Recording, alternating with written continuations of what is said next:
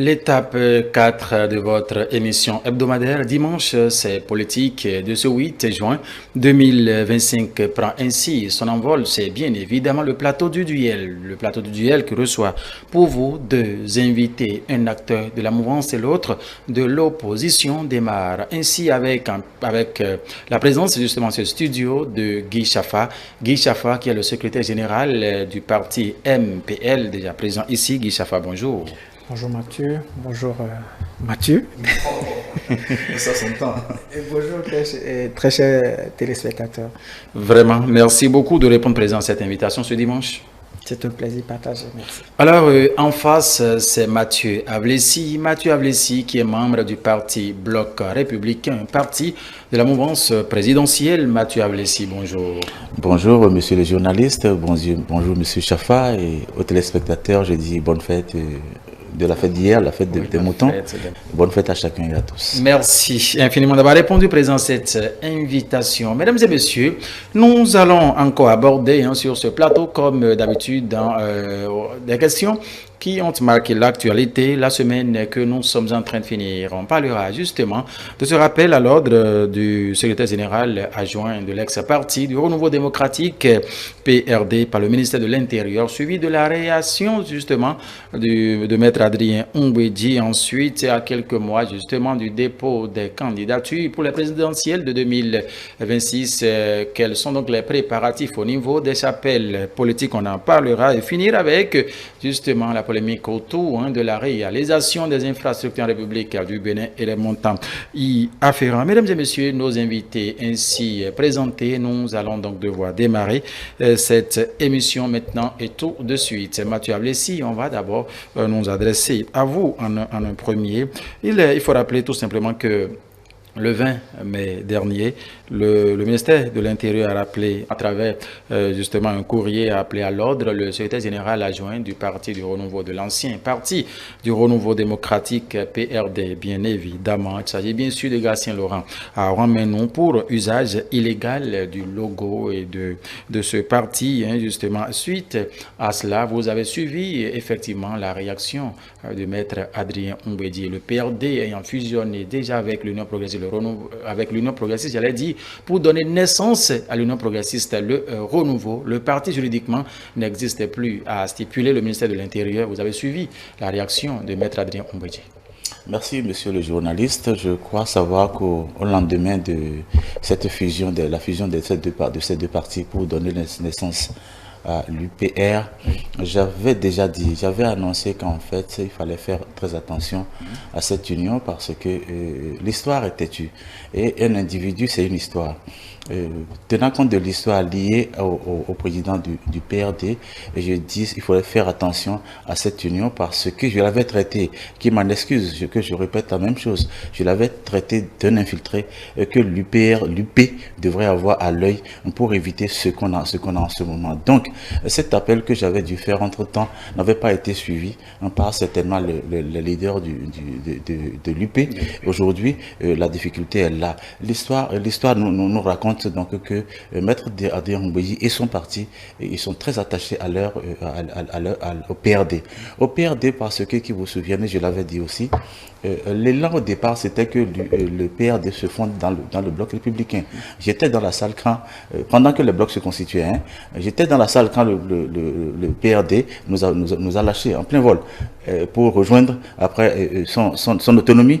Ça n'avait pas marché comme il voulait. Il a dû choisir d'aller de l'autre côté. Et donc tout cela mêlé, je disais qu'il fallait faire très attention. Et donc, le reproche que je pourrais faire aux managers de l'UP aujourd'hui, c'est la légèreté avec laquelle ils ont géré cette union. C'est une légèreté, donc une gestion un peu parcimonieuse. La conséquence en est là aujourd'hui, l'autre étant dans ses calculs. Mais ça aussi, ça pose un autre problème. Cette gestion pose un autre problème. Le problème des qualifications académiques et des compétences.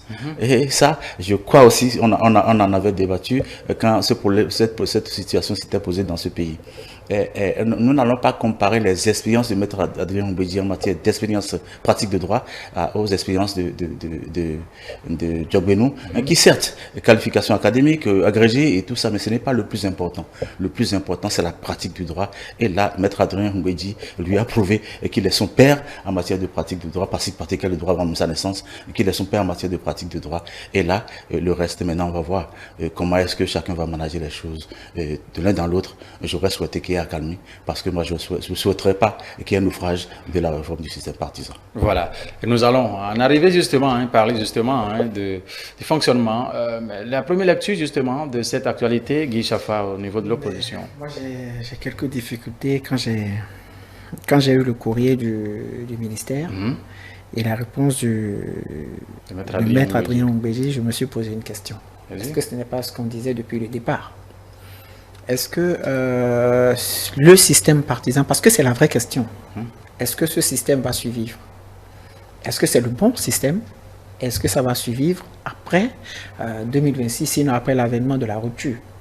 La vraie question est là. Et à mon avis, tel que ça, je crois que l'opposition a toujours dénoncé cette manière-là, cette union-là, cette manière, ce système partisan qui est en train de faire ses preuves. Nous sommes en train de l'éprouver. Et cette situation avec Maître Adrien Mbedi, avec le PRD, revient encore à poser la vraie question. Est-ce que si nous avons dit en 1990, si on a choisi le multipartisme intégral, est-ce que vraiment, ce n'était pas vraiment l'objectif? C'est-à-dire que chacun, d'accord, soit autonome, que chacun soit libre, d'accord, de militer dans le parti qu'il veut, qu'on ne soit pas obligé de nous imposer. Parce que c'est ce à quoi on a l'impression. Quand on lit totalement Maître Adrien Mbedi, j'aurais voulu ne pas surfer sur la question technique de la chose.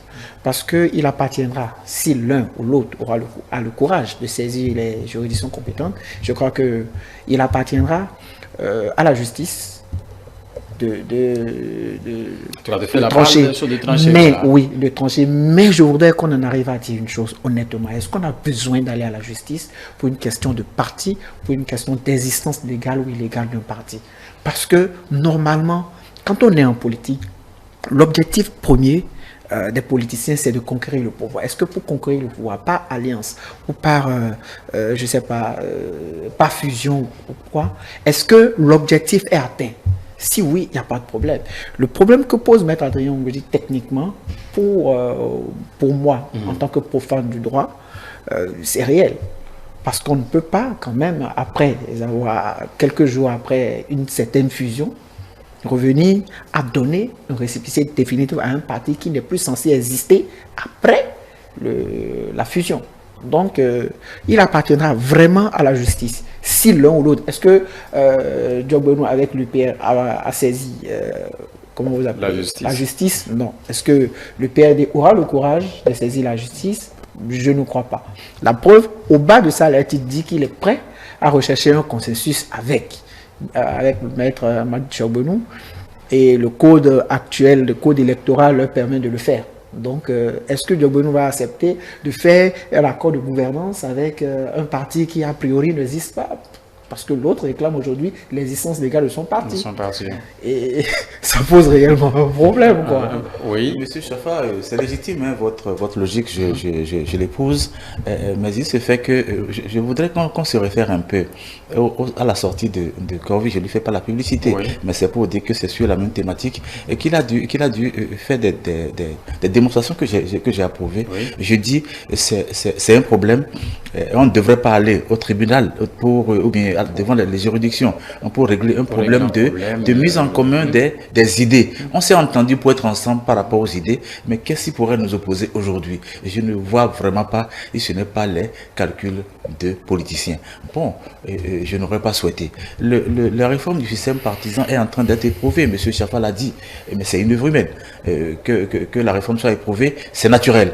C'est notre capacité à nous entendre, à redémarrer après cette chute, et qui fera de nous vraiment des acteurs politiques épris de paix et dans la logique de ce que, voilà, il faudrait qu'on se mette vraiment ensemble, qu'on n'aille pas toujours en rang dispersé, parce que disperser, c'est déchirer un peu le pays, et il faut qu'on se mette ensemble pour construire le pays, tout en restant politique. Voilà. Et la question que Guy Chaffa se posait tout à l'heure, c'est de savoir si cette réforme pourra survivre après 2026. Bon, je crois que il a dit, je crois l'avoir répété, la réforme est éprouvée, certes, mais c'est notre capacité à rester dans la la logique des réformes pour dire c'est les grands regroupements. Ailleurs les vieilles démocraties, c'est des grands regroupements.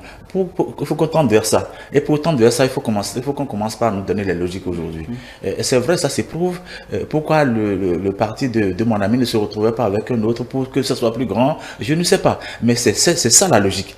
Éprouver aujourd'hui, c'est normal, c'est une vie humaine. Mais travaillons tous en tant qu'acteurs politiques à faire les grands regroupements pour ne pas aller toujours en rang disperser les partis de quartier, les petits partis.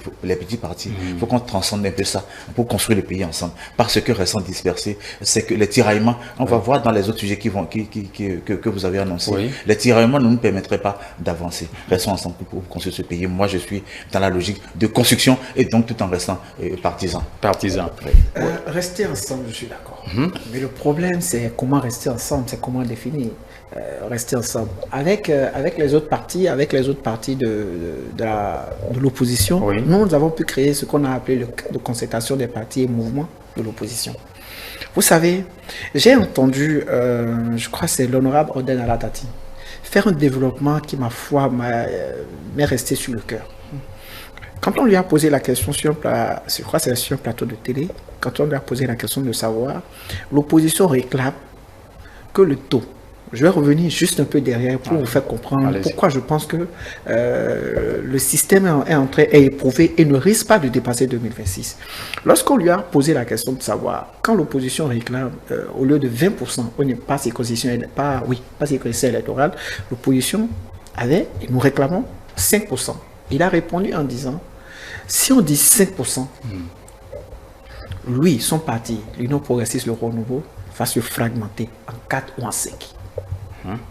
Ça pose réellement le problème de est-ce que tous ceux qui sont au niveau de l'UPR ont adhéré par volonté ou par contrainte. Vous savez, quand on a dit qu'on va au niveau du cadre de concertation, au niveau de notre parti, on a eu une réunion, on a dit, on y va, mais on garde notre autonomie. Qu'on ne nous impose pas quoi que ce soit. Si on décide, par exemple, d'aller aux élections avec une liste, ce sera un consensus. Ce sera parce qu'on se serait entendu sur un minimum. Pas parce que l'on a envie de fondre dans un parti pour disparaître. Et quand vous entendez Maître Adrien Ombéji le jour, je crois le jour où on lui a souhaité les vœux, il dit, nous ne sommes pas rentrés dans l'UPR pour en sortir.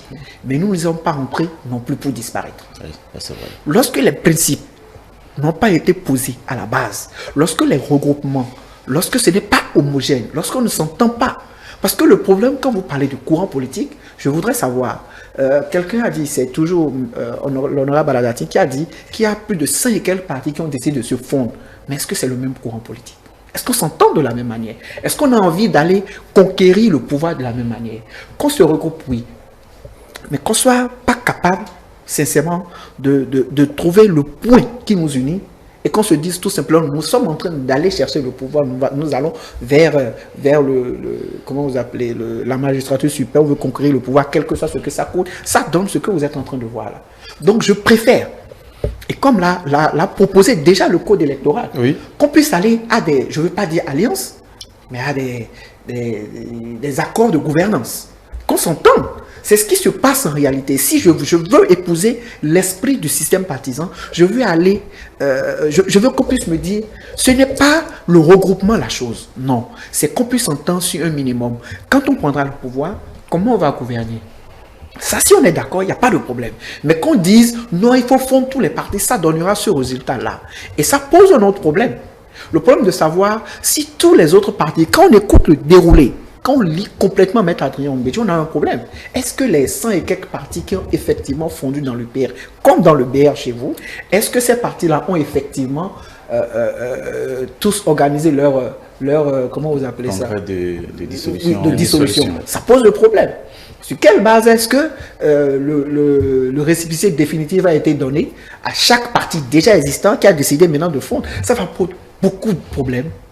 Est-ce qu'on va pouvoir régler ça? Moi, je préfère, et je ne souhaite pas, honnêtement, quand j'ai vu, on est tous heureux au pays aujourd'hui, que le nombre de partis est près de 300 et quelques, 500 et quelques, alors que même le mécanisme de disparition des partis a été déjà prévu par l'ancien code et par l'ancien système. Tout à fait. D'accord. Qu'on ait voulu, on a beaucoup plus rendu les choses plus compliquées. C'est bien qu'on en soit arrivé à 12 ou à 13 partis aujourd'hui, c'est pas mal.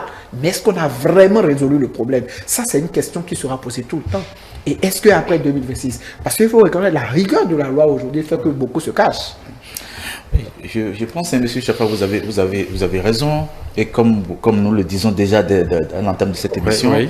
Le système est éprouvé parce que c'est une œuvre humaine. Ça, je reviens sur pour rester un peu simpliste. Si on doit régler tous les problèmes aujourd'hui, on ne se mettra pas ensemble. Les problèmes vont se régler au fur et à mesure. C'est pourquoi je dis, malgré les problèmes posés par Maître Adrien Mbedji, qui sont très techniques, qui me paraissent un peu justifiés, parce qu'on n'a pas dû prendre des dispositions en amont pour que cela se fasse autrement. Ce problème se pose même avec d'autres partis, certes, mais c'est notre capacité à transcender tout ça, à nous mettre ensemble, dans l'optique de pouvoir construire ce pays ensemble et qui nous permettrait d'avoir les grands regroupements. Et c'est pourquoi je nous exhorte tous, mouvance comme opposition, à sortir un peu de notre moi, à libérer un peu notre moi et faire le travail. Mais libérer un peu notre moi. L'opposition ne demande que ça, en réalité. Non, libérer un peu notre moi. Oui, parce qu'au sein de vous, que ce soit un grand groupe, ici, que ce soit de grands groupes, ce serait tant mieux. C'est un peu ce que je veux dire. Hein. Je veux qu'on ne s'accuse pas. Oui, l'opposition ici, c'est les mêmes Béninois qui doivent construire ce pays. Et puisque nous sommes les mêmes qui devons construire ce pays. Ça ce qui aurait été bien. Oui, bon, oui. Non, avant que vous concluiez, en fait. Oui, parce que j'aime bien le tempo dans lequel il parle. J'aime bien la manière dont il le dit, c'est la vérité. Il faut qu'on se mette ensemble. Mais pour se mettre ensemble, justement, ce qui aurait été bien, c'est qu'en décidant d'aller au système partisan tel qu'il a été créé, qu'on décide de faire participer tous les acteurs politiques. Quand on ne réfléchisse pas, on revient nous dire, nous avons réfléchi, c'est-à-dire dans un laboratoire, on a pu sortir quelque chose de génial, et qu'on cherche à l'imposer aux autres, ça donne ce résultat-là. Je suis d'avis. Monsieur Chafa, je suis d'avis. Partout où on a l'impression, ce n'est pas seulement au Bénin, quand vous avez l'impression, l'être humain est ainsi fait, lorsqu'il a l'impression que ce que vous amenez de nouveau, vous voulez le lui imposer, ça pose ce problème de résistance qu'il y a autant au niveau des opposants, parce que ça ne se pose pas. Le problème là, c'est tellement grand qu'aujourd'hui, on se croise les bras et on voit aujourd'hui les mouvances s'entre-déchirer. C'est la vérité. Parce que nous avons posé le problème il y a longtemps. Il y a longtemps, ce qui se passe aujourd'hui, l'opposition l'a posé il y a longtemps. Du coup, moi je ne suis pas étonné. Et bientôt, si ça devait arriver au BR, je vais applaudir. Parce que ce sera la preuve de ce que nous disons. Oui, c'est la preuve de ce que nous disons depuis. Est vrai et que vous avez choisi autant au niveau avec le chef de l'État, parce que je pense qu'il ne fait pas partie d'un parti politique, donc lui-même, c'est, je vais parler de l'entité ou bien de l'institut chef de l'État, président de la République, et les partis politiques de la mouvance, vous avez un problème. Et que vous avez refusé sciemment d'adhérer ou d'accepter ce que nous étions en train de vous dire depuis le début.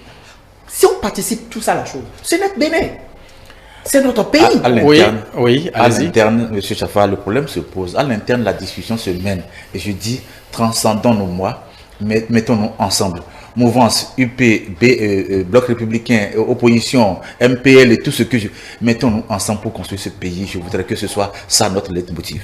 Voilà, c'est ce qui doit être en tout cas l'union, dit-on souvent, l'union, dit-on, fait la force et il faut se mettre ensemble. Et c'est l'appel justement de Mathieu Ablessi sur non, c'est l'appel de tout le monde, hein. C'est l'appel des opposants, c'est l'appel du MPL, c'est l'appel de tout le monde. Effectivement, c'est l'appel, oui, même c'est l'appel de vous, c'est l'appel, mais ce n'est pas perçu, de la même manière, ce n'est pas perçu de la même manière. Mais c'est normal, c'est ça qui fait la diversité politique, c'est pour ça que nous sommes en politique.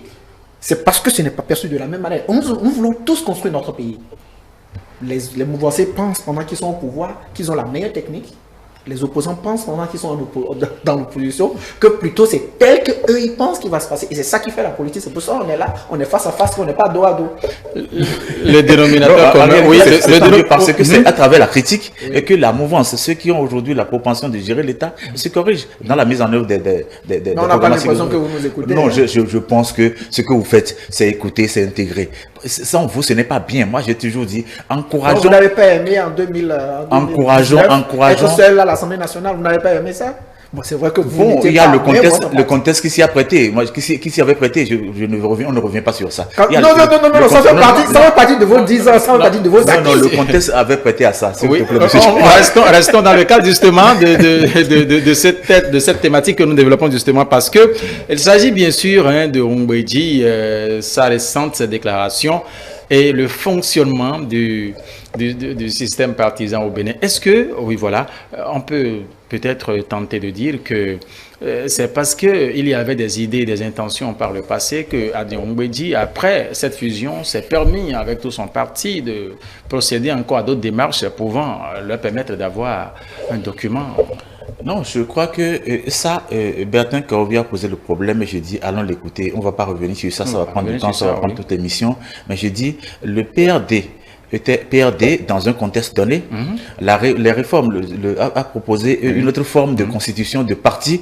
Le PRD était dans cette logique-là, pour ce que je sais. Donc le processus a été en cours quand ils ont fait fusion. Il n'a pas fini de se constituer dans le nouveau contexte avant de faire la fusion. Ça pose déjà un problème. Et c'est pourquoi je dis, on a géré cette fusion avec un peu de légèreté. Il fallait que les gens fassent attention. Aujourd'hui, on n'en serait pas là si on avait attendu que le PRD soit constitué tel que ça, la loi le prévoit aujourd'hui, et que c'est avec ça qu'on rentre dans le parti. On ne serait pas en train de dire ça. On est allé trop vite. On s'est bombé le torse. Oui, on s'est mis avec un grand parti. C'est tant mieux pour nous. On est grand parti. Et lorsqu'on ne fait pas attention aux détails, on est très vite rattrapé. Je crois qu'ils vont trouver encore la formule. Le PRD même l'a dit. Je ne suis pas venu pour en sortir. Ce serait tant mieux qu'ils trouve la formule de se remettre ensemble. Sinon, ce n'est pas bien. Je ne souhaiterais pas l'implosion. D'abord, au niveau des partis de la mouvance, et même au niveau de l'opposition, je veux qu'ils s'entendent pour que je persiste pour dire, nous n'allons pas déchirer ce pays, nous voulons le construire en tant que partisans. Dans la même logique, justement, de ces élections générales de 2026, mesdames et messieurs, vous savez bien que les présidentielles, effectivement, auront également lieu. Et nous sommes donc à moins de 6 mois du dépôt des candidatures, comme tant justement pour ces présidentielles au Bénin. Le niveau de préparatif au niveau des partis politiques, c'est donc le sujet, le deuxième sujet, j'allais dire, que nous abordons ici. Avlessi, oui Mathieu, nous allons toujours démarrer par vous aujourd'hui, voilà.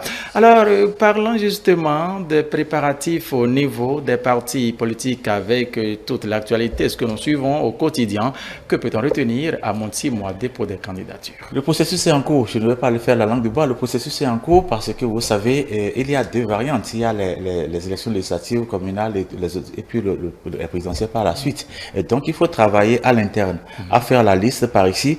Et là-bas, ce n'est que 2 personnes, c'est le président et son colistier, et que les partis devront dégager. Avec le nombre de partis que nous sommes à la base, pour le nombre de partis qui s'est mis ensemble pour constituer les grands blocs, je crois qu'au niveau des staffs, du travail se fait. Il y a du remous, il y a des tiraillements. C'est au bout de ce tiraillement qu'on aura la liste des élections locales et communales, les législatives et les duos présentés, que les 2 partis vont présenter. Donc le processus est en cours. On n'a pas besoin de monter, de présenter ça au grand jour. La preuve, c'est que nos amis d'en face aussi sont en train de travailler certainement, mais personne n'entend. C'est comme ça, c'est un travail interne qui se fait. Souhaitons que si peu, on puisse avoir les tendances pour savoir quels sont les chevaux sur lesquels on va galoper à partir de 2026. Les chevaux sur lesquels on va galoper. Justement, avec vous, avec la même. Je ne sais pas si vous voyez. Parce que il m'a pour faire allusion à son parti, justement. Alors, on revient avec vous pour la même interrogation, justement. À 6 mois dépôt des candidatures au niveau des chapelles politiques, que retenir des préparatifs? Oui, je pense que la question, en réalité, telle que moi je l'aperçois, si c'est comment on se prépare, tout le monde se prépare. Même le MPL qui n'a pas de parrain, qui n'a probablement pas de parrain pour les élections présidentielles, se prépare. Pour les élections législatives, on se prépare également, autant au niveau de la plateforme de l'opposition qu'au niveau du parti. Parce que, comme je l'ai dit tout à l'heure, nous avons essayé de garder, contrairement à ceux qui ont voulu fusionner, nous avons voulu garder ce qu'on appelle notre autonomie. Et c'est d'ailleurs pour ça que pour les codes électoraux, nous essayons de réclamer, de voir la possibilité, à défaut de complètement l'abandonner, mais d'essayer de la de l'adapter aux circonstances. Et si peut-être que cela avait été fait, peut-être que le PRD ne serait pas en train de vouloir se rebeller aujourd'hui. Bien, on ne se peut pas. Mais je pense que votre question, en réalité, ouvre un autre pan. Pourquoi tant de temps? Pourquoi est-ce que il n'y a pas la ferveur? Il n'y a pas la ferveur. Oui, qu'on connaît du Bénin en 2016 oui. Déjà. Je crois que c'était entre 2014 et 2016, on a vu. Ça avait commencé 2016, oui. Bon, c'est de la même manière hein, avant que Yaïbou ne vienne au pouvoir. Je crois que c'est en 2003 déjà. Je devais être en seconde ou en première. 2006, oui. Pourquoi est-ce que ce n'est pas là aujourd'hui? Et ce n'est pas là à cause de ce système partisan, justement. Ah bon. Ce n'est pas là. Oui, parce que, vous savez, beaucoup de personnes, quand moi j'essaie de le dire quelque part, quand les opposants le disent, on dit ils sont toujours là à critiquer, ils ne font pas de propositions. La vérité, c'est que nous en faisons toujours. Quelqu'un a reconnu que nous avons au moins demandé qu'au lieu de 5%, qu'au lieu de 20% par circonscription électorale, qu'on passe à 5%. On a également demandé qu'on nous permette d'avoir des représentants au niveau, qu'on permette, puisque nous avons déjà des représentants, oui. Mais que tous les partis politiques puissent avoir le procès verbal des élections, pas bureau de vote, ce que le code électoral actuel ne nous permet pas. On a également demandé que le parrainage soit plutôt un parrainage populaire, que tout le monde, tous les Béninois, qu'on ne donne pas l'exclusivité seulement aux élus, ce qui permettra par exemple au MPL de présenter un candidat. Parce que le problème, c'est vouloir fondre. Vous savez, pourquoi est-ce que le PRD, si on revient derrière, pourquoi est-ce que le PRD a envie de se détacher? Pourquoi? On est emprisonné. Est-ce qu'il s'agit d'un détachement ici? C'est compte tenu de l'usage qui est fait du logo que le ministère de l'Intérieur fait usage de son logo. Pourquoi? La question est là. Il savait. C'était bien là. Pourquoi, avant d'aller aux élections législatives de 2023, c'est ça, hein, de 2023, pourquoi il n'a pas fait cas de cela? Qu'il existait toujours parce que. Pourquoi il ne l'a pas dit? Pourquoi il attend aujourd'hui pour le dire? Ça pose réellement le problème du système partisan, de l'épreuve auquel le système partisan est soumis aujourd'hui. Et ça repose la question. En fait, ça contribue, ça m'amène à poser la question. Est-ce que nous sommes sûrs que ça va survivre après 2026? Est-ce que ça va survivre? La question est légitime. Parce que nous sommes des partis de jeunes. Donc c'est un processus. Il y aura des métamorphoses, chemin faisant, pour que le résiduel continue le chemin. Donc ce n'est que ça. Ça va se poursuivre, mais remodeler, c'est sûr. Parce que voilà ce qui se passe aujourd'hui au sein du PRD, au sein de l'opposition, il y a aussi des remous. Tout va se recomposer, mais travaillons à rester logique dans la réforme, dans la mise ensemble des efforts. Vous savez pourquoi est-ce qu'on a du mal à rester dans la logique de la réforme? Parce que tout le monde n'adhère pas à la réforme. Parce que les gens se sentent exclus de la réforme. Et comme je vous ai dit tout à l'heure, quand on se met quelque part dans un laboratoire, on a fini de concevoir quelque chose, on dit c'est ce qui est bon pour le Bénin, et qu'on cherche à l'imposer aux autres, ça donnera ce résultat. Je pense personnellement qu'avec toute la meilleure volonté du chef de l'État, il aurait fallu qu'il associe toutes les composantes de la classe politique à cette réforme-là, qu'on n'aurait pas eu ce problème. Honnêtement, qu'il n'y aurait pas autant de résistance. Je suis sûr même que le code électoral serait peut-être mieux. Et j'ai l'impression que tous les Béninois se sentent justement comme moi aujourd'hui, embrigadés. On ne veut pas éclore, on n'a pas la possibilité d'éclore politiquement. Et tant qu'il y aura des résistances, ce serait difficile qu'on nous demande de nous mettre ensemble. Parce que les bases pour se mettre ensemble n'existent pas. Ah bon? Non, ça n'existe pas. Qu'est-ce que vous le faites dire? Bien. Il paraît que, je dis pareil, que l'Union progressive, que plutôt le BR défend les mêmes valeurs politiques que les démocrates. Ah bon? J'ai appris. Vous avez appris, mais vous... Je n'en ai pas connaissance. Allons dans la constitution des partis, puisque la charte des partis politiques aujourd'hui nous exige d'avoir des écoles de partis. Ok, quelle est l'idéologie des démocrates? Et quelle est l'idéologie du bloc républicain? La preuve, il semble qu'ils sont allés se retrouver à une réunion. Je crois, je suis... Enfin, il y a eu quand même des rumeurs. Oui, c'est des rumeurs. Pas des rumeurs, il y a eu des actes. Il y a eu des actes, pas... très honnêtement. Il y a eu des actes. Ce que je dis est fondé. Je suis sûr que d'autres personnes... Moi, je l'ai lu. Je crois que c'est fondé. Je suis certain. Je ne crois pas. Je suis certain que c'est fondé. Alors, si on devrait plutôt unir les partis, oui, on aurait pu partir sur la base de leur fondement, de leur idéologie, ok, et demander si l'UPR, par exemple, oui, et je vais parler de mon parti, je ne vais pas parler des démocrates, je vais parler du MPL, se retrouvons la même idéologie, qu'on se mette ensemble. Non pas qu'on demande à vous êtes trop fusionnés, devenez deux, devenez... C'est ça le problème. C'est justement ça. Qu'on demande aux gens de se mettre ensemble par idéologie, ça aurait été mieux que de forcer les gens à aller.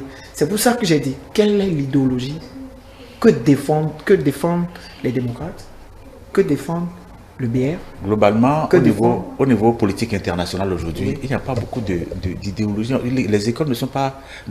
c'est pas sensible. International, c'est ça? Oui, les écoles ne sont pas sensibles. On dit idéologie républicaine, idéologie, comment l'appelle-t-on, démocrate. Bon, c'est un peu ça. C'est les copies-collées qui font dire ce que vous êtes en train de dire, M. Jaffa. Non, moi je pense que c'est ça. On va piocher dans ce qui est dit, dans ce contexte, parce qu'on se retrouve un peu dans ça. Mais il faudrait qu'on commence par être plus original. Qu'est-ce que nous voulons originellement par rapport à notre pays? Mais tant qu'on va s'inspirer de l'existant, de ce que les autres ont fait ailleurs, pour dire, voilà, pour prendre les idéaux, ça ne marchera pas. Et c'est un peu ça. Je ne sais pas si vous n'êtes pas inspiré par un courant donné pour définir votre idéologie, ainsi de suite. Et quand ça se passe comme ça, il y aura toujours des convergences d'idées.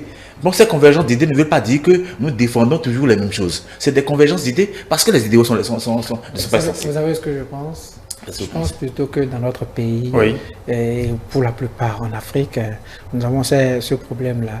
L'opposition se forme souvent autour du chef de l'État qui est là. C'est-à-dire les partis se forment autour d'une seule personne. C'est-à-dire, on a toujours eu ça. On a toujours eu ça parce que on a vu l'UBF, non, de Mathieu Kérékou, oui, ainsi de suite. On a également l'UP, ainsi de suite. Donc c'est généralement ça. Aujourd'hui, c'est déjà heureux qu'il n'y ait pas juste un seul bloc qui soit autour du président Talon, qu'on parle tout au moins de deux, l'UPR et puis. Il n'y a pas deux, hein. Il y a deux. En tout cas, moi, je ne suis pas UPR. Il y a plusieurs partis. Bien sûr, non, tout au moins deux grands. Je pense même qu'il y en a plus au niveau de la je pense qu'il y a deux grands parce que ça continue, la fusion continue, la mise en commun des forces continue. Donc je pense qu'il y a deux grands partis et c'est de la logique de ce que il faudrait que les deux là se peut-être deux partis qui se retrouvent à l'Assemblée nationale parce que les autres également se réclament de grands partis politiques. Le Mouel Bénin par exemple. C'est ça j'appelle grand. Mouel n'est pas représenté. Donc pourquoi il se met dans un autre? Donc je crois que deux grands partis et qui forcent. C'est vous qui le dites, hein? Je le dis, je le répète. Moi, je peux dire une chose. Au niveau de la plateforme de l'opposition, les démocrates nous respectent. Hein. Non, permettez à... Non. Oui, allez-y. Deux grands partis. Donc, j'aurais souhaité qu'au niveau de l'opposition aussi, que voilà, les gens, que vous mettiez ensemble, démocrates, MPL ou qui sais-je encore, que ça soit trois grandes forces. Comme ça, on aura le langage pluriel. Ce n'est pas juste le face-à-face que nous sommes en train de faire aujourd'hui. Il y aura un troisième qui va dire, attention, ce que tu dis, c'est peut-être vrai à tel niveau, mais là, tu mens, ce n'est pas très clair. Et ainsi, on va tracer une certaine tangente. Mais c'est ce qu'on fait. On va tracer une certaine tangente. En tout cas, ce que nous faisons. Et c'est pourquoi je dis non, je ne suis pas contre ce qui se fait. Moi, je voudrais qu'on ait une opposition bien représentée, une opposition bien forte, bien structurée, et bien gérée. Nous ne sommes pas structurés. Bon, je dis encore mieux. C'est tant mieux. Encore mieux. Est-ce que vous pensez que ce n'est pas une fin en soi? La structuration n'est pas une fin en soi. Donc c'est un processus, c'est humain. Je suis d'accord. Donc vous êtes dans le processus, vous êtes structuré, mais de mieux en mieux ça irait. C'est ce que j'aurais souhaité pour que le pays là, moi je dis, c'est le Bénin, je vois, au-delà de tout, que deux blocs aujourd'hui autour du président, qu'on se retrouve aujourd'hui, que ce soit peut-être l'opposition avec un autre là qui se retrouve avec le président qui vient, ainsi de suite. Et là ça va faire la multiplicité de la dynamique politique. C'est ce que j'aurais souhaité, c'est ce que je pense que la réforme devrait pouvoir intégrer au niveau de chacun. C'est pourquoi je dis, sortons de nos moi, que chacun sorte de son moi pour intégrer le Bénin. Est-ce qu'à cette allure où évoluent aujourd'hui les choses pour le dépôt justement de ces candidatures, les partis politiques ne se verront peut-être pas surpris par le temps? Les partis vont faire quoi? Ne se verront pas surpris par le temps. Bon, je ne... Pas l'État... Parce que les réformes, le code électoral, il y a des délais précis pour chaque acte qu'il faut poser, justement. La question qu'on se pose, c'est justement... Je ne suis pas de l'état-major de mon parti, mais je pense que du travail se fait, parce que depuis une semaine, il y a un ami de l'état-major avec qui je devais échanger, mais depuis une semaine, c'est pas rendu disponible. Je te reviens. Bon, je comprends, c'était un coup de fil, on se voyait. Maintenant, je crois que du travail se fait là-bas. Je ne suis pas au cœur de ça pour vous présenter les détails, même s'il était au cœur de ça, je ne serais pas autorisé à présenter. C'est de manière générale, c'est de manière globale, oui, c'est de manière globale. Je pense qu'au niveau de chaque chapelle, le travail se fait. Le travail se fait, ça va se présenter en son temps. Ils savent qu'il y a un calendrier, ils savent qu'il y a des deadlines. Ils ne vont pas le dépasser, les dates limites qui sont prévues pour chaque dépôt, pour chaque processus. Donc, le travail se fait pour qu'avant l'échéance qu'on connaît, chacun puisse dire, voici ce que je présente. Voilà. Oui, on revient à vous. Le travail se fait. Non, honnêtement, le travail se fait. Oui, le travail se fait. On souhaiterait. Encore que nous, au niveau de l'opposition, nous sommes carrément marginalisés. Nous sommes carrément. On nous a donné le strict minimum pour participer à ces élections, enfin aux élections présidentielles, même si nous avons tout ce qu'il faut pour participer aux élections. Parce que quand on a pu concevoir un code qui n'a donné que 28, alors qu'on sait très bien que l'opposition n'est représentée à l'Assemblée nationale qu'avec 28 députés, il y a problème. Et on nous dit, et qu'on nous chante toutes les fois que vous devez vous unir, vous devez aller aux élections, vous devez vous unir, vous ne devez pas faire la politique de la 16-8. Je pense qu'il y a ce problème-là qui est là. C'est pour ça que, malgré, et c'est ça, je voudrais que tout le monde soit d'accord sur ça. Ne vous attendez pas à ce que l'opposition boycotte les élections. D'abord, l'opposition, depuis 2016, n'a jamais voulu boycotter les élections. Elle a été tout simplement écartée chaque fois que le besoin se faisait sentir. Donc aujourd'hui, j'ai l'impression, je peux me tromper, j'ai l'impression que tout ce qui a été fait est toujours dans ce sens-là, soit pour écarter ou pour donner tout ce qu'il faut. Vous avez la possibilité, allez-y. Mais les difficultés qu'il y a dedans, personne ne s'en préoccupe. Et ça fait partie du code électoral que nous disons qu'il faut forcément réviser, en tout cas réadapter à la situation. Vous savez, quand on a fini, on est très fiers d'avoir fait 10 ans à la tête du pays. Et qu'on est fiers d'avoir fait des réformes, qu'on est fiers d'avoir construit des routes, qu'on est fiers d'avoir fait ci et ça. Je pense qu'on doit avoir la largesse ou la possibilité de dire aux gens, jugez-moi. Jugez-moi. Et voilà mon parti, voilà celui que je vous propose, allez voter pour lui, il va pouvoir contenir l'œuvre comme je le veux et permettre à ce que tout le monde participe aux élections. Mais ce n'est pas l'impression que nous avons. Désolé. Bon, je crois que globalement, ce que tu dis, c'est logique, c'est bien, mais quelqu'un l'a dit, il n'y a personne pour faire exactement ce que le président Talon a fait, si ce n'est pas lui-même. Bon, donc, ça aussi, c'est perfectible. Ça aussi, c'est à retoucher. Donc, c'est une logique parmi tant d'autres. Donc, laissons les choses se faire. Dans quelques jours, dans quelques semaines, on aura les propositions. Nous, on n'a pas l'impression, c'est ça ce que je dis justement, on n'a pas l'impression qu'on a envie que les choses se fassent. On a l'impression qu'on veut que les choses se fassent comme on le veut au niveau de la mouvance, sinon au niveau du chef de l'État. Et c'est ce que nous dénonçons. Vous savez, moi, j'aurais bien voulu qu'on dise ce parrainage-là, ce filtrage-là, j'aurais bien voulu qu'il ne soit pas aussi exclusif. Parce que, honnêtement, quand on met un filtrage, quand on décide de mettre, c'est forcément parce qu'on sait qu'il y a des minutes flottées ou bien qu'il y a des gens qui viennent s'amuser. Monsieur Chafa, les tests, on les a votés. Ces tests s'imposent à nous. Pour le moment, c'est les tests que nous avons, les réviser. Vous savez que ce que l'opposition dénonce également, c'est la manière, c'est la procédure du vote de ces tests. Monsieur, vous n'étiez pas là-bas, je n'étais pas là-bas. Donc la procédure, si on l'incrimine aujourd'hui, on va s'en prendre à ceux qui étaient là-bas, qui ont voté les tests là pour nous. C'est leur travail. C'est nous qui les avons envoyés. Le problème, les envoyés faire ça pour nous. Nous, on n'a envoyé personne. Ils l'ont fait pour nous. Vous avez décidé de nous écarter. Non. Vous êtes allés aux élections. Vous avez pu réviser. Oui, mais c'est ce qui s'est passé. Quand je le dis, moi, je n'ai pas d'état d'âme à le dire. Ils sont légalistes. Et les tests ont été votés pour nous. S'il y a lieu que vous faites ce que vous faites aujourd'hui pour demander qu'on les révise, s'ils s'entendent pour dire attention, c'est possible, ils vont les réviser. Si ce n'est pas possible, on va essayer d'aller avec, et à chemin faisant, on va encore toiletter ça. Ce qui est sûr là, ces tests aussi, c'est une œuvre humaine. C'est du travail fait par des hommes, et ce travail-là est perfectible. Donc, je ne suis pas là en train de dire que tout est parfait dans ça, mais éprouvons aussi ces tests. La réforme est en train d'être éprouvée, vous l'avez dit. Ces tests seront éprouvés, on va les corriger par la suite. On va les corriger. Alors, le dernier sujet de ce plateau, le duel de ce dimanche 8 juin 2020, 25 rapport à la réalisation des infrastructures Bénin et leur coût. Est-ce qu'on peut tenter justement de dire que c'est enfin les débats à d'idées? L'interrogation est bel et bien là, Mathieu Avlessi. Oui, c'est moi qui suis voilà, toujours, le toujours premier. Non, c'est tant mieux, hein, nous sommes entre frères. Je crois que ce qui s'est fait, ce qui se fait par rapport la critique, par rapport à cette polémique de route et des frais, kilomètres de bitume, les comparaisons, c'est logique. Mais il y a une chose. Moi je crois qu'il faut toujours interroger, voir ce qui se passe autour de nous. Je ne sais pas si c'est en Chine ou au Japon, il y a eu le pont le plus cher, c'est passé sur les réseaux sociaux, le pont le plus cher au monde, où voilà, vous êtes sur le pont, vous passez une partie dans l'eau, mais sans être touché par l'eau, vous ressortez sur le pont et ça continue. Et on a trouvé, c'est le pont le plus cher, c'est la technologie extraordinaire. Les gens se demandent, est-ce que c'est Dieu qui a fait, quels sont les génies qui ont dû concevoir ça? Lorsque c'est comme ça, et qu'on va se dire, il y a un pont qui est fait, peut-être qu'il faut 1 kilomètre et qui coûte 1 milliard et qu'on a fait des ponts de 50 milliards, quelle est la différence? Quelle est la technologie utilisée? Moi, je crois que c'est des choses qu'il faut intégrer. C'est normal que M. Mitopé ait demandé, fait les comparaisons qu'il a dû faire. C'est très bien, mais allons dans le fond pour savoir quelle est la technologie utilisée, quel est le matériel utilisé pour qu'on nous donne ce qu'on donne là. On ne peut pas dire, voilà, parce que les autres ont fait 1 milliard, le kilomètre linéaire, je dois faire 1 milliard, et si je fais donc 2 milliards, alors j'ai détourné. Ce n'est pas évident. Les soldes ne sont pas les mêmes. Nous sommes d'accord, la technologie n'est pas la même, le matériel n'est pas le même. Donc, il y a ces paramètres dont on doit pouvoir tenir compte pour faire ces analyses. Je ne suis pas, comme je dis, je ne jette pas la pierre.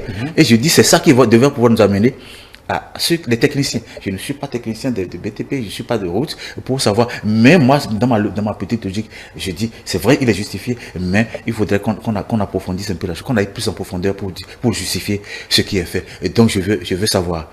La justification donnée par le ministre conseiller. Bon, ça, c'est une chose, mais il faut lui donner plus de temps pour mieux nous expliquer, parce que même moi, j'ai besoin que davantage on me dise sur comment on en fait, quel est le dimensionnement. Si on fait la voie dimensionnée sur peut-être 30 ans, je peux concevoir que voilà, ça coûte plus cher que le dimensionnement comme ferait sur 5 ans. Et donc, je crois qu'ils viennent davantage nous expliquer. Mais je présume que c'est un travail technique.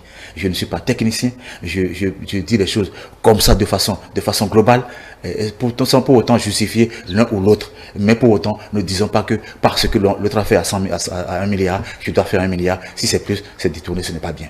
Voilà. Sur la question, oui. Sur la question, ce que je voulais déjà retenir, c'est que l'avènement des ministres conseillers nous a permis quand même d'avoir un débat, puisque l'opposition est en train de crier depuis des lustres. On n'a jamais eu vraiment de réponse. Et que c'est l'avènement des ministres conseillers qui nous a permis, en réalité, de commencer à voir de ces gens de détail. Je remercie déjà l'effort qu'a fait le ministre conseiller, que j'estime beaucoup, parce que je le connais technicien de la chose, puisqu'il est dans le DPTP, je crois qu'il est au ministère, c'est un cadre du ministère des Travaux publics et des Transports. Mais il faut reconnaître une chose. Contrairement au régime précédent, je veux pouvoir m'appesantir là-dessus, contrairement au régime précédent, les coûts qu'on nous donne aujourd'hui par rapport aux travaux qui sont réalisés sont à la limite quelque peu exorbitants.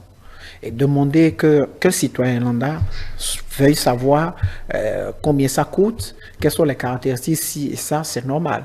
Qu'il essaie d'apporter une réponse, ça c'est également bien. Mais ce que je condamne plutôt, c'est de le voir se mettre dans un exercice qui, ma foi, n'est pas totalement régulier ou régalien. Vous savez, j'ai l'impression que quand on demande de ces genres de trucs au niveau de l'Assemblée nationale, les députés ou sinon les ministres ne viennent pas faire ça. Et que c'est plutôt sur les réseaux sociaux qu'on nous répond. Vous trouvez que c'est normal? C'est ce que moi je condamne. Vous voyez, j'aurais voulu, par exemple, que le ministre conseiller ne réponde pas, à une question venue des réseaux sociaux, que ce soit des choses beaucoup plus formelles. Ensuite, qu'on ne se contente pas, d'accord, de venir nous dire, voilà, c'est tel montant. Non, qu'on nous donne exactement comme vous le demandez, des explications par rapport à ce qui a été fait. Ne pensez-vous pas que au niveau tant de l'opposition, même comment vous appelez, de la société civile et tout, dans le commun des Béninois, il y a des techniciens qui peuvent faire mieux que vous, sinon qui savent exactement telle route qui a été faite. Parce que la plupart de ces routes-là, soit ça a été refait, ou bien ça avait soit été tracé. Sinon, hormis ceux qui ont été tracés par le système en place, ce sont des routes qui ont été repris, on a cassé par exemple tout ce qui passait derrière la présidence. On a tout repris, on ne nous a jamais dit combien ça a coûté. On a notre monument extraordinaire que moi j'aime beaucoup. La dame avec fusil. L'autre a dit que ça ne représente pas l'Amazon. Concernant lui. Donc, en tout cas, du coup, je dis, c'est extraordinaire. On ne nous a jamais dit combien ça a coûté. On a réclamé, on nous a dit qu'on a refait. Je vois les images de la présidence. Oh Seigneur, je suis très fier d'avoir une présidence aussi belle. Maintenant, ça a coûté combien? On ne sait pas. Et pareil, il y a plein de travaux comme ça qui ont été réalisés. On n'a pas les coûts. On a toujours demandé. On a le contrat qui lie le port, comment vous appelez, la SONEB, la SDE. Le contrat, on a toujours réclamé. Quel est le contenu? C'est normal que le peuple, qu'on veuille savoir ce qu'il y a, qu'est-ce qui nous lie à ces personnes-là qui sont venues de l'extérieur et qui sont venues nous diriger nos sociétés. Et qui plus est, ce sont des sociétés qui ne devraient pas être concédées selon la Constitution. Mais, bon, je ne vais pas parler de concession, puisque ce n'est pas le mot qui a été utilisé, mais toujours est-il que c'est d'autres personnes, c'est des blancs, pendant que nous sommes des noirs. Je le dis comme ça en griffe, ce n'est pas pour stigmatiser, voilà.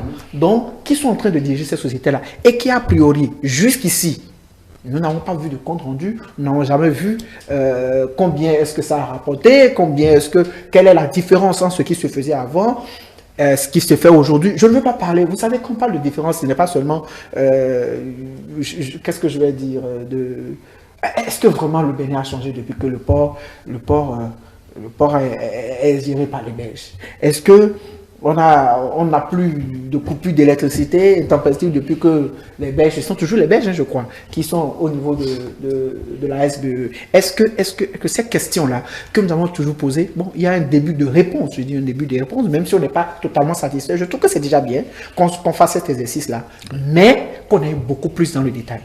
Qu'on vous dise exactement comme vous avez demandé. Oui. Quelles sont les caractéristiques, voilà, les questions techniques. Non, je crois que c'est personnellement, j'aime la démonstration scientifique la plus simple, accessible à tous. Et donc c'est pourquoi je dis, j'attends que le ministre conseiller de ce domaine-là, par exemple, là, davantage vienne nous dire, il est du domaine, qui vient nous dire les détails. C'est vrai qu'il a parlé des blocs de granit qu'on a dû mettre le côté est et le côté ouest de la voie Porte-Nouveau. C'est pas les mêmes coûts parce que vous savez, c'est le bas-fond de l'autre côté. Les terres ne sont pas les mêmes, vous l'avez dit. On a vu des blocs de granit qu'on a ramené de l'intérieur pour mettre dedans, pour consolider le sol. Et tout ça, ça fait ça un coup. Et donc, que davantage ils nous disent à chaque fois, lorsque les gens posent le problème, qu'on explique parce que c'est des Béninois qui veulent savoir. C'est normal, c'est l'argent du contribuable. Et donc, ça devrait énerver personne. Ça devrait énerver personne. Bien au contraire, c'est une question, c'est une reddition de compte. Pour dire, voilà, on a fait pour nous, et voilà comment ça a été fait. Tout serait tant mieux pour notre démocratie. Oui, Guy Chafa disait tout à l'heure dans ses propos que ça aurait été, en tout cas, à la place de Jacques Ayadi, le ministre conseiller, justement, qui n'allait pas répondre parce que c'était juste une dénonciation sur les réseaux sociaux. Et à quoi ressemblerait son silence? En fait, je vais mieux m'expliquer pour que vous compreniez. Allez-y. Il y a des députés qui ont posé de ces genres de questions au niveau de l'Assemblée nationale. Il n'y a pas eu de réponse. Je ne sais pas si vous comprenez ici. Ça aurait été officiel une réponse qui venait à une question officielle venue, je crois, des députés. Mais, bon, on a attendu à la fin des élections, à la fin du mandat, à moins d'un an de la fin du mandat, et on justifie, on répond à Guy Chafa, mieux vaut tard que jamais, dit-on. Oui, c'est vrai. Mieux vaut tard que jamais, dit-on. Malgré ça, en fait, ce que je ne condamne pas, ce que je constate, en fait, c'est ça. C'est qu'on préfère ça. Et pourtant, on en fait beaucoup comment vous appelez? Non, là sont en prison pour avoir fait de ces genres de dénonciations. C'est légitime ce que dit M. Chaffa. Parce que à une procédure, comment on appelle-t-on, officielle, il faut une réponse officielle. Et donc, c'était normal que ça se passe dans ce contexte-là. Toutefois, il ne fallait pas se taire ici, parce que sinon, ceci va faire du chemin, sans pour autant que les gens aient un autre son de cloche. C'est là on a été tous informés, c'est ça la source de nos échanges d'aujourd'hui. Mais la façon la plus formelle de faire, ça aurait été ça. Est-ce que quelqu'un là-bas avait été outillé pour porter ce message? C'est pas évident. Si quelqu'un n'est pas outillé, je ne sais pas. Si non, vous pouvez pas dire. C'est une interrogation. C'est une interrogation. C'est ce que je dis. Ah bon, même l'interrogation ne devrait pas se faire. Vous savez pourquoi? Non, pas selon moi. Vous savez pourquoi? Qu'on ne puisse pas me dire que dans tout un ministère, on a pu passer des marchés. On est passé par tous les filtres là. Personne. Il n'y a aucun technicien qui vienne expliquer combien telle chose a coûté et pourquoi c'est plus cher que d'autres. Et que ce soit à l'avènement des ministres conseillers. Vous avez dit que c'est à l'Assemblée, le problème s'est posé qu'il n'y a pas eu de réponse. Je vais parler de ce cadre.